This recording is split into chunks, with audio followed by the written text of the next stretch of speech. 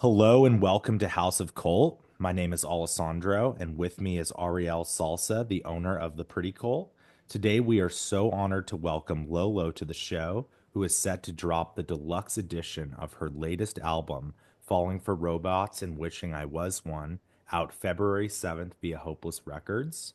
Thank you so much for taking the time to chat with us today. Thank you so much for having me. Absolutely.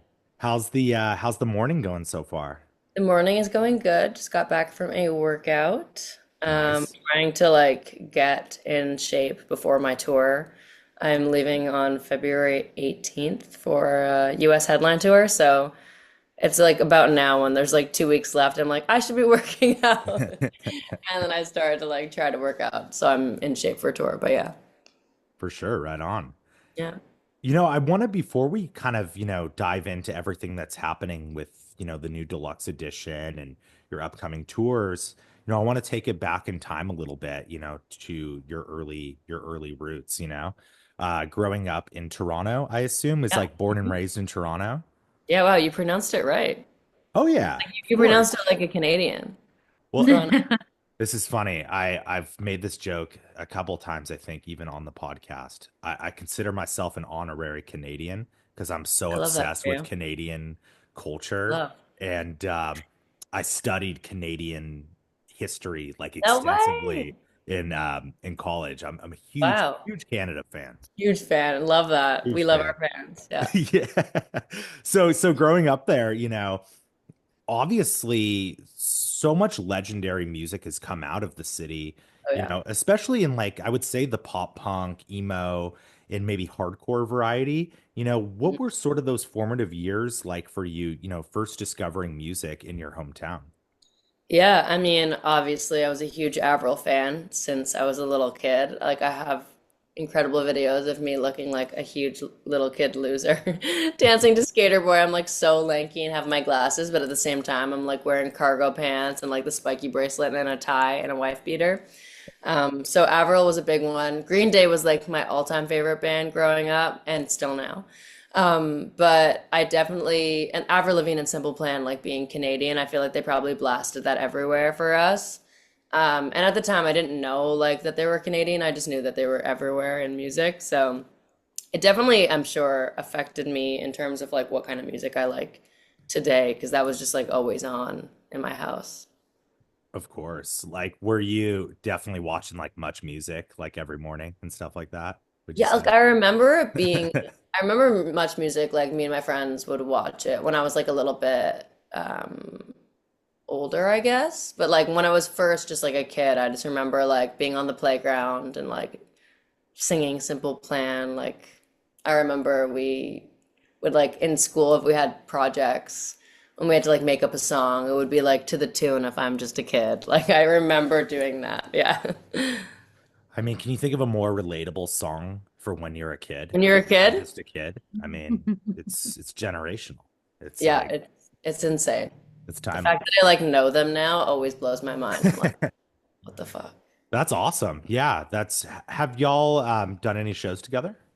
So we were my first tour that I ever got offered was Simple Plan and Newfound Glory, but it was Okay. like during peak COVID, so a couple weeks before Simple Plan actually pulled off because they didn't feel comfortable with like COVID started like really coming up again. Yeah. So they got replaced with Hot Mulligan and Less Than Jake, and it was still such a fun tour and such a vibe. So I didn't get to do that with them, but I then a year later they were actually re-releasing I'm Just a Kid with Amazon Music, and I like featured on that, which was like Oh, the most surreal thing. And then I played it with them at So What Fest. I sung that with them, and then I've sung with them at Rock for People in Prague. And when they just were doing their tour with Avril Lavigne, I hopped on the Toronto shows. There was two Toronto shows, and I sung Jet Lag with them. So I've sung with them a bunch. Yeah. that's amazing. Wow. Yeah. That's so cool. And you mentioned growing up, dressing up like Avril Lavigne, and you're loving this music. But, when did you first discover that you were fascinated by writing lyrics and words? Your lyrical style is super captivating. Like it's really Thank you. punchy. It tells a story while giving so much imagery and color Thank you. color to the melodies. Were you always fascinated by words and the concept of writing from a young age? So yes and no. I actually used to keep a diary when I was a kid. But I would never think about like sharing those thoughts with the public. In fact, like I didn't even want my parents to read my diary. I was so scared they were gonna come in my room. So I would like write out the words to let out my thoughts, but then I would rip it up into little pieces. So I had all these like just like empty bookbinder like things, not actually like my diary. So then it wasn't until like the beginning of high school when I learned guitar that my guitar teacher was like, "You should write songs." And I was like, "My diary to the public? No, thank you. Like that will never happen. I will never write a song. It won't happen." And he was like, "No, you need to try or I'm not giving you lessons anymore." And I was like, "Oh my God." And my guitar lessons were like my favorite thing. I love my teacher so much and I just like couldn't imagine him not coming back. And he was totally bluffing. Obviously, he would have gone back. My parents were paying him. But but yeah, so he came. I remember I sat down to try to write a song, and I was like, okay, here we go. I'm gonna try. Like, oh, this is so cringe. Like, I can't do this. And I started writing, and I ended up writing like five that night. I loved it, and it just like came naturally. And up until then, my dream used to be on Broadway. Like, I was such a theater kid, and I wanted to like do that. And that night, I remember thinking, I want to do this. Like, I want to be a songwriter, an artist, so to speak, I guess, both artist or songwriter. So I was just like really fascinated by that all of a sudden. And then that's when I really got into writing. And I was definitely shit back then, I'm sure. But then I just wrote 1,000 songs. So now I feel like I'm better. Now I feel like confident in my writing. I love that. And so when did you like first start actually releasing your music, Because obviously you released several EPs independently before Yeah. signing to Hopeless. When did that process sort of start? Yeah, so I released a song May 2018 called Yours. That was my first song ever. And it's funny because it had like the punky guitars, but it kind of still had like some like pop EDM elements because that's what was really in then. So that was my first song that I released. And we have this program in Canada called like the iHeartRadio Future Star. And Mhm. basically it just helps with Canadian content getting on the radio, like good for our economy. And that song, like my first song ever, got chosen to be that. So it was like blasted everywhere, went top 40, like, all over the radio. And I remember thinking, oh, this is so easy. Like, love being an artist is like the easiest thing. Narrator, it was not easy, obviously. And then Mhm. like for my next song, like my next EP that I was putting together, it was kind of like a blessing and a curse that I got on the radio. Blessing because it introduced me to a lot of writers, and all of a sudden people knew who I was in Toronto.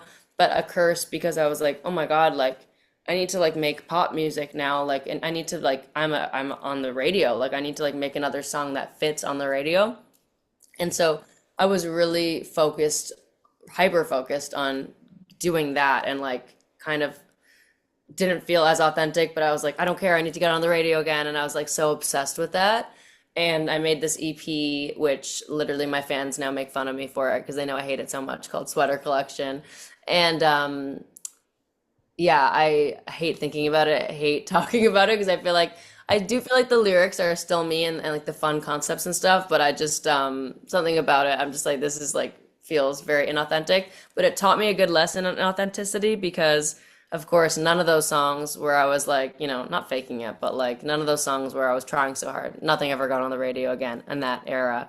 And so I kind of just took a step back and was like, wait, what kind of music do I really want to make here? And that's when I started writing stuff that was, more closer to my roots and stuff. And I had time to really like sit back and reflect. So it ended up being good. Absolutely.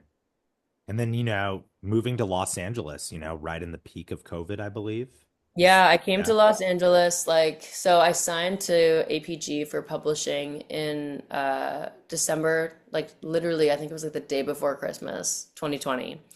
And then they were like, you need to come to LA for sessions and stuff. And at the time my mom was like, no, like it's COVID. You're not traveling, you're not getting on a plane. But then April was nearing and like Canada still didn't have any vaccines. And we heard that like if you go to the US, you could get your vaccine, and that kind of like loosened my mom up to the idea of like I was allowed to go. So I went, which was supposed to be like a 2-week trip, and it ended up turning into a 3.5 month trip because everything was so open in LA, and like you couldn't even get a haircut in Toronto, like nothing. For like Yeah. literally over a year, you could not get a haircut. You couldn't get a wax, nails, nothing. Like it was brutal time. People were doing it like under the table illegally, but like it was Yeah. not easy to like find. So yeah, I came out to LA, and that's kind of when everything started really like feeling like it was going up for me. Yeah. Did it feel like an adjustment moving to Los Angeles, like from Yeah, well, I Toronto? never really fully moved to LA is the thing. Like I would come here for like periods of time, then I'd go back to Toronto, or Yeah. then like now I feel like the last couple years I've been in LA maybe for like LA for like 5 months, Toronto for 2 months, and the rest touring. Not like in a row, Right. but it did feel like an adjustment. I had never lived by myself because I didn't. I just stayed in um, Toronto for college, and because I was doing music and I like was just like not into it at all, and like I kept like dropping out. So I never lived on my own. So it was an adjustment. I like got here and I was like, wait, how do I turn the laundry machine on? Like I didn't know. Like I was such a baby. So it was definitely an adjustment, and definitely like felt lonely at first because I feel like it's also hard to make friends in LA. Like everyone's kind of doing their own thing because everyone's in this industry, and I don't really have any friends outside the industry because like where would I meet them?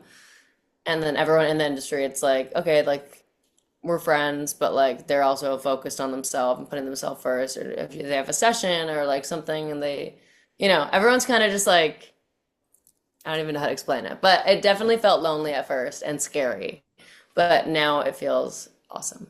So now I'm used to it. And now I have like a roommate that I love and And sort of I want to dive into this record in particular, Falling for Robots and Wishing I Was One, which I think is the most relatable album title I've probably oh yeah, heard thank you. in several years. Definitely Wish I Could Be a Robot as well. I'll probably get there eventually. Yeah. Yeah, you Um, got this. yeah, and I want to sort of talk about the sort of the heartbreak that informed this record.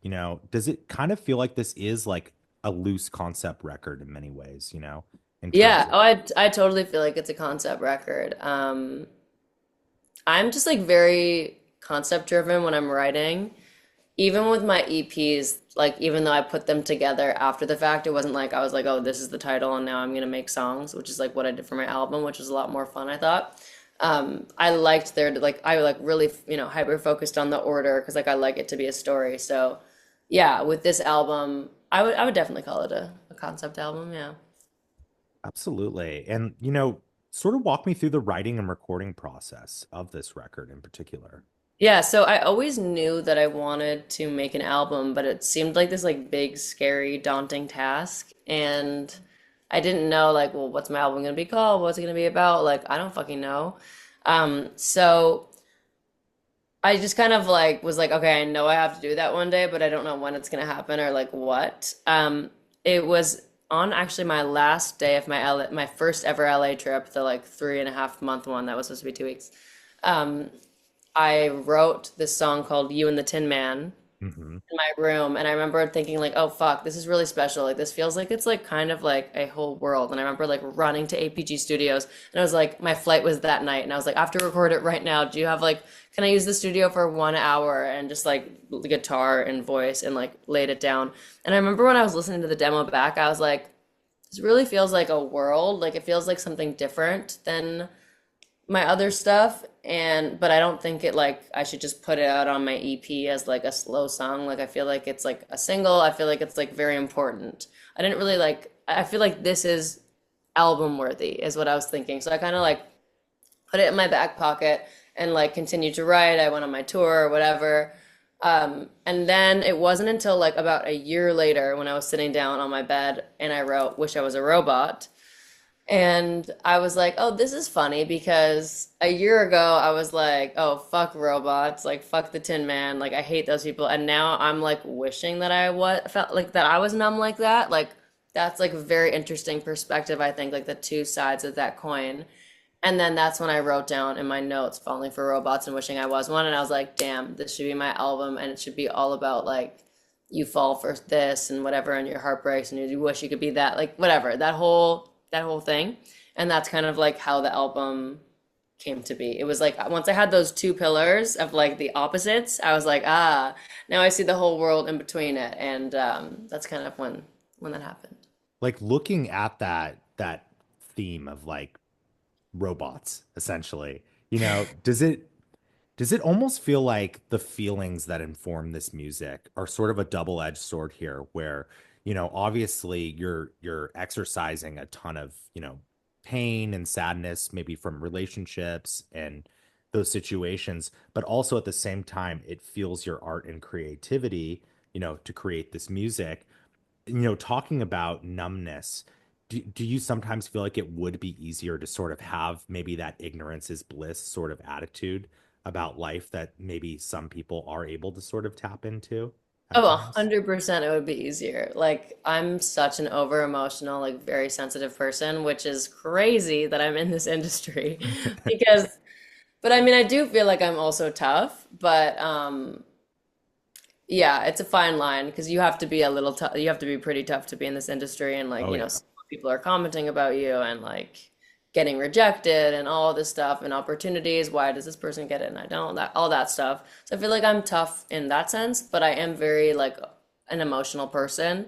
Um, so yeah, I think it would be a lot easier if I could just not be emotional. And then sometimes I wonder, like I think you kind of touched on this, like yes, that there's such like crazy, sad, bad emotions, but then they fuel the songwriting. So sometimes I'm like, am I just like self-sabotaging my life and relationships and like going after people like this because I know they're gonna like break me and I'm gonna get an amazing song out of it? Yeah. Perhaps. Like this is something I've thought about and should probably discuss in therapy. But yeah, but it makes for a good song. So right now we're kind of loving it. Yeah, no, I mean for sure. I mean, just looking at this album, like even looking at a song like Tin Man, you know, have the subjects or the subject of some of these songs reached out to you after hearing this record? Like, was there any hesitation of being so blunt and honest with this album? Yes, there's been some people very upset. Yeah, it's always a little awkward, especially it's awkward when like someone reaches out that they think it's about them, but it wasn't even about them. It's Ooh, funny, the person that the Tin Man's about is so fucking Tin Man that he would never even think in a million years that it was about him. Like never. wow. We did not date, first of all. I'm just like I wanted to, but we did not. Mhm. Um, he was just so like yeah, if he found out it was about him, he would be in pure and utter shock because he's so like out to lunch. It's not even funny. So yeah, this is also years ago. But I sometimes I think about like the fact like if he knew, he would be like, "What?" But yeah, so that's funny. He's the only song about that person actually is "You and the Tin Man," which is interesting. Never wrote another song about him again. That just kind of got it out of my system. So, but people have been quite upset as I am very specific in my lyrics Yeah. with like you mix like in Hot Girls in Hell, like the first verse is pretty much just like stream of consciousness, and I'm very specific. Not specific enough that like someone who knew this person would be like, oh, this is about him, but that person that it's about knows it's about him. So Mhm. he's just kind of like, what the fuck? But then I have to remind them, well, no one knows this is about you. So if you just shut the fuck up. You don't have to worry. Like, if you didn't do this to me, I would not have written the song. So next time, just be a better person. Yeah. I never say like, well, actually, no, I was about to say I never say anything mean, but I do say you're fucking disgusting in that song. But don't act disgusting if you don't want to be called disgusting. Like I Yeah. would never just go after someone that didn't wrong me. Sure. Yeah. Yeah, Absolutely. I think I'm nice.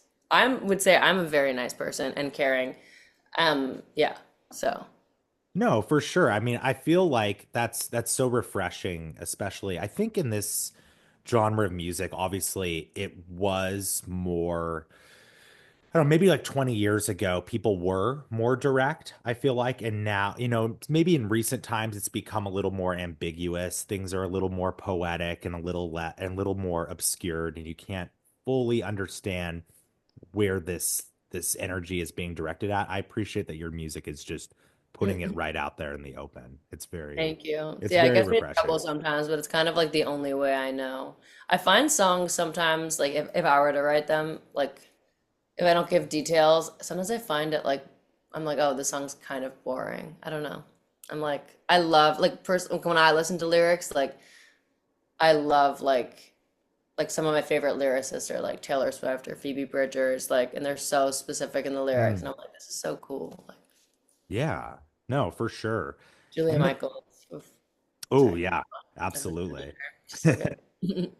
Yeah, and one of my favorite songs on the album is Two of Us. No, And thank you. the skinny jeans lyric really hit me to the core. I'm sorry, Definitely you were skinny it jeans. had me rethinking my whole life, honestly. I was like, fuck, I You know guess I what? I do need used to to keep it wear down. skinny jeans too, like when they were in style. No offense, but It's like they're okay. coming back. I saw them at Zara recently, so they're coming back.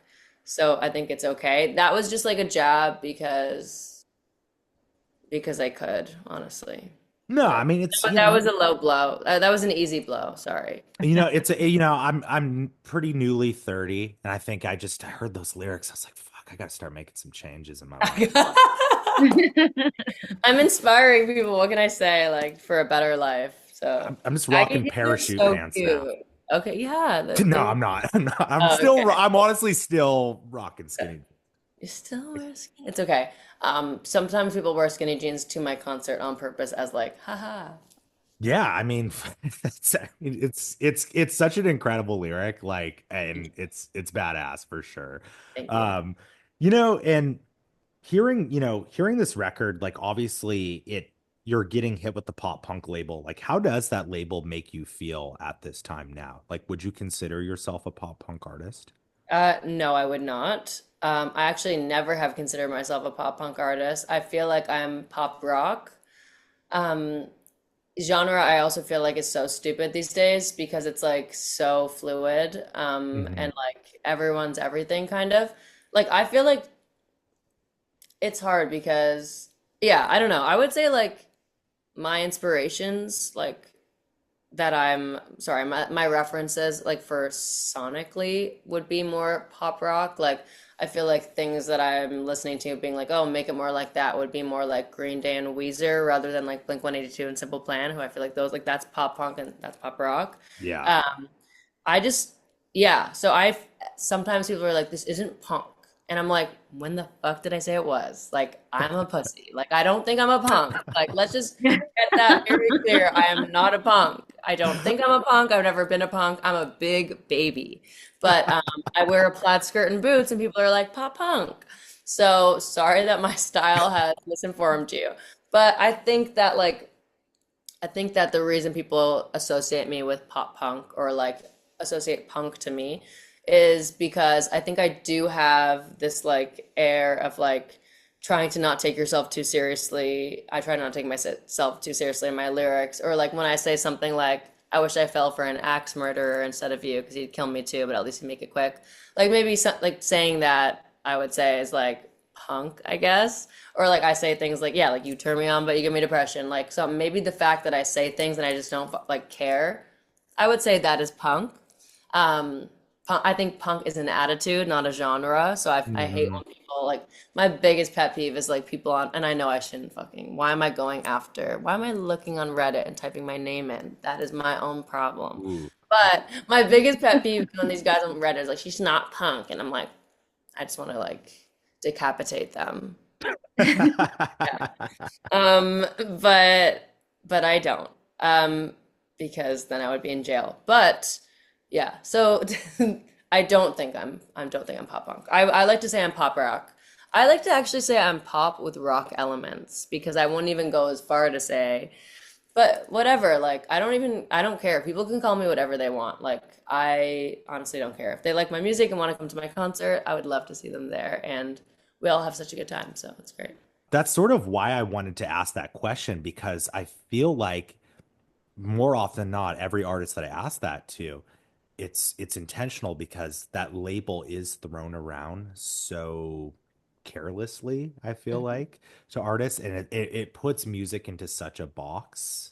And absolutely, I agree. It definitely is more so, pop rock. But I do agree, though, there is that punk rock element to the lyrics for sure. I mean, Yeah, and absolutely. I definitely like find inspiration from that too, or like whatever. And then I also think a lot of my songs are like singer-songwritery. Like You and the Tin Man is like very singer-songwritery. Gloria, I Would Fix You If I Could, Snow in Berlin. Like those are like if I was just like didn't have a producer and producers like I had no access to it, all of my songs would be like that because they all start like that. It's the Hmm. producers that are always like, let's do this, and I'm like, oh, that's sick. I love that. But I don't have like I'm not good at envisioning that kind of idea. I start everything on my bed with an acoustic guitar. So that's like the base of it. So like all the songs at their base could be besides Kill the Girl is the only song on the record that I did not start on my bed. And that was just started with that like that like cool beat. And so that's maybe why that's one is even still so like upbeat and crazy. But most of they all start like singer-songwritery, sad song kind of vibe thing. And then we turn them into whatever. For sure. And speaking of producers, it seems like you work very closely with a gentleman named Mike Robinson. Yes. What is that creative relationship sort of like? So I met Mike Robinson through my friend Jeff Warburton, who did Kill the Girl and You Turn Me On, But You Give Me Depression with me. I was going to Nashville to write through my publisher, but I wanted to like fit in one. I was like, I just want to fit in one session for my artist project. And I asked Jeff, I was like, do you know anyone like good in Nashville that does pop? And he's like, yeah, this guy Mike Robinson, you'll love him. And so we had a session, and I came in with I was like, guys, I want to write a song called "You Turn Me On, But You Give Me Depression," and they were like, and then they were like, well, I don't know if that's like a very specific, like, I don't know if people are gonna relate to that. And I was like, trust me, they will. This Yeah. is my biggest song I've ever had, and it is because I knew just like as a girl, I'm just like, maybe as boys you don't understand this, but this is a fucking thing.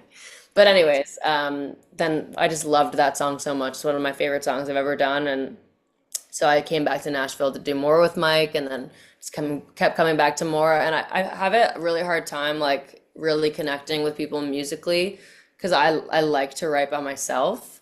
So sometimes like I feel like when I'm working with other people, I feel like they didn't quite get the vision or like it's good, but I'm like I don't even know how to explain. Like I'm like it's not perfect, but I don't know how to make it better. But like with Mike, he just like gets it.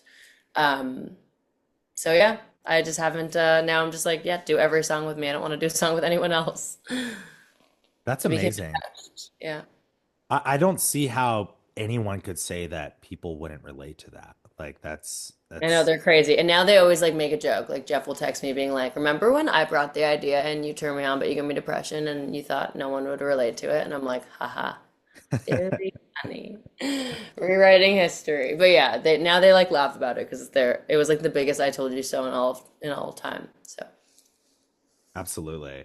And you just got off a tour with Mariana's Trench across Canada. yes. Yeah. Obviously, legendary band in Canada. What was it like not only touring across your home country and connecting with your fans there, but also with, a seasoned band like Mariana's Trench, that's So so cool because like I used to sing Marianas Trench all the time.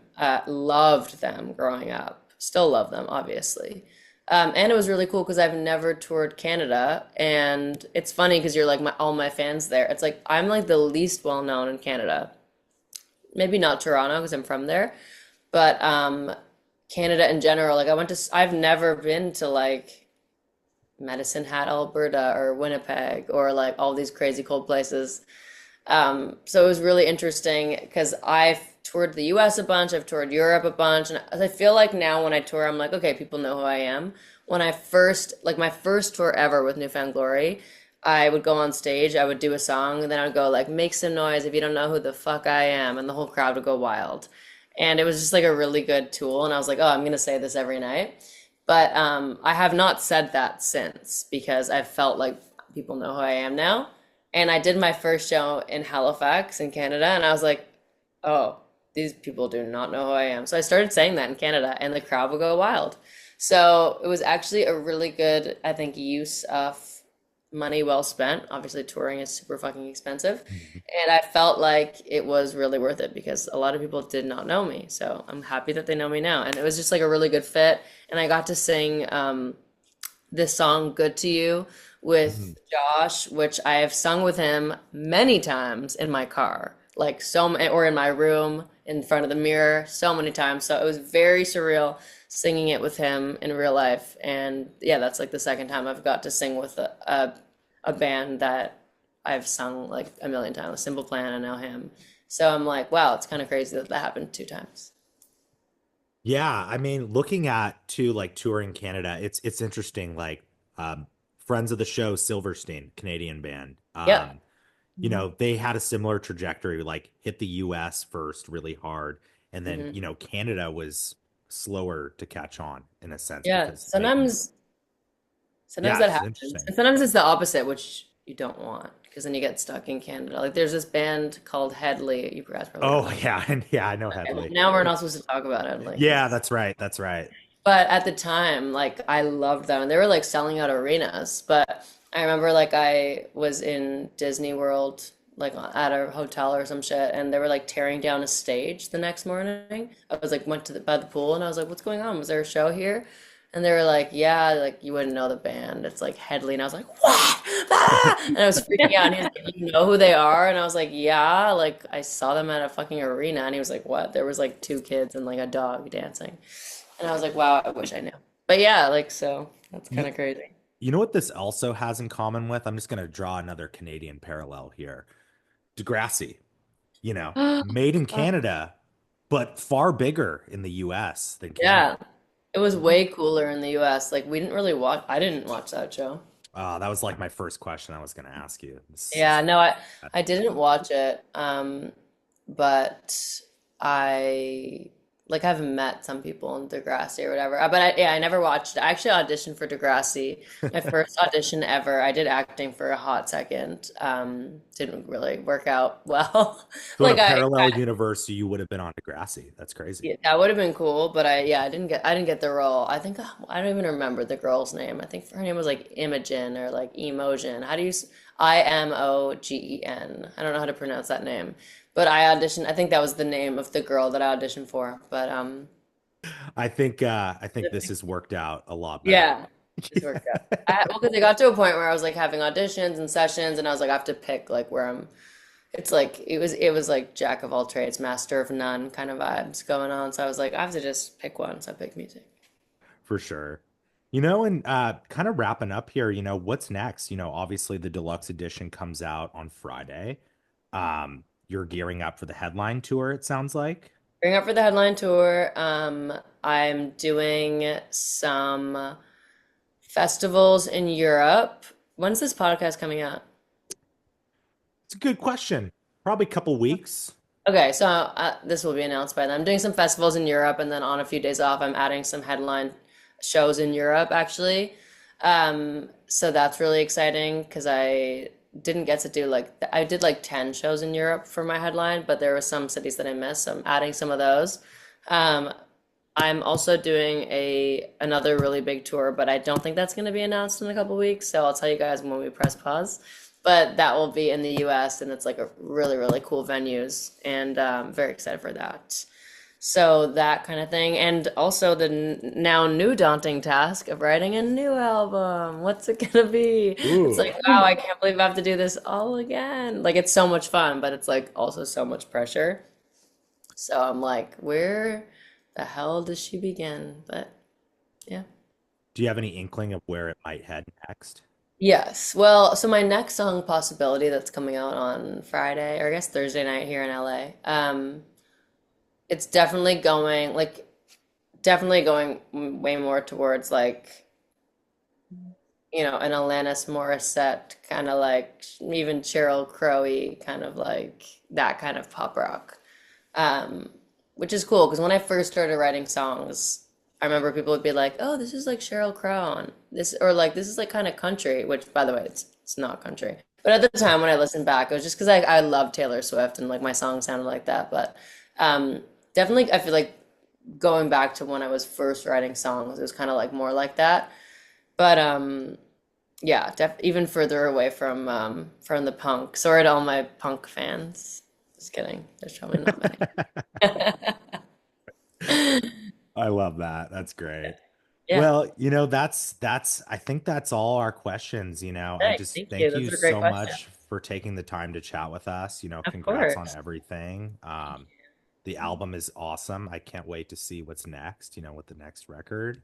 And yeah, we'll definitely are you coming by LA on your head? I'm sure you are on your headline I tour. am. The show is sold out, sadly, but but Where, there's where where's it at? resale tickets. It's at Moroccan Lounge. I wanted to add a Oh, second night, but there was no. Wait, yeah, it is Moroccan Lounge, we, or is that we've the New we've York we've one? we've we've got friends there. Yeah, we'll get into that show Okay, for that is sure. the LA show, right? Moroccan Lounge I is think LA. so. I Yeah. always mix up LA and New York, so. Yeah, Oh yeah, yeah. Mercury Lounge. It's called Mercury Lounge in LA. Okay, I mix it up. Yes. So it's March 5th. Hold on, let me do it's March 5th. Yeah. March 5th. So yeah, you should come. I wanted to add a second night, but then it wasn't available the next night. Then I was gonna add another venue somewhere else, and that venue wasn't available. And I was just like, fuck it, let's just leave it at a sold out show and call it a day. Because it sold out really fast, which was great. But then it was also like, fuck, none of my friends bought tickets. Um, Thankfully yeah. for us, I have a good friend who manages that venue, so Okay, come we will because we will there's be like, there. okay, amazing. Come.